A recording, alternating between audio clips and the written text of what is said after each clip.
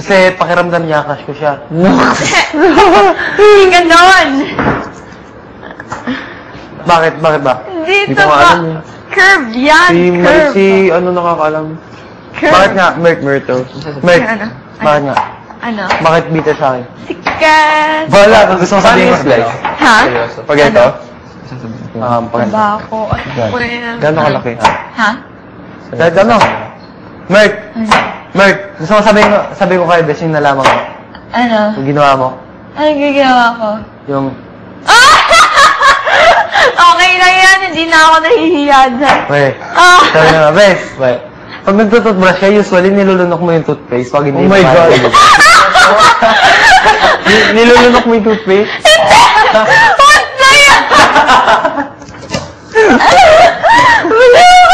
oh my God, Myrtle. Hindi naman si Myrtle. Hindi ko. Weh, si Myrtle yun eh. Hindi.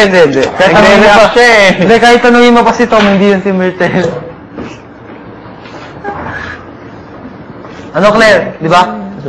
Di ba? Ha? Claire, kapag nagtututbrush ka, nilulunok mo yung toothpaste. Ha? Nagigibot na. Tapos di natin alam sa labas. Hindi mangyayari. Wow! Abel! Uy! Ano yan? Ni Marisa! Grabe, sa loob na ng bahay, naka-makeup pa. Sabihan niyo. Sabihan niyo. Seryoso naman kami ah. Si Roy kasi. Hindi tawag ka niya. I'm serious. Hindi tawag ka niya. Sige na, para maging masaya naman si Maris. Bakit di ba siya masaya? Parang nga siyang balo sobrang kasaya niya. Sobrang nangaysaya niya.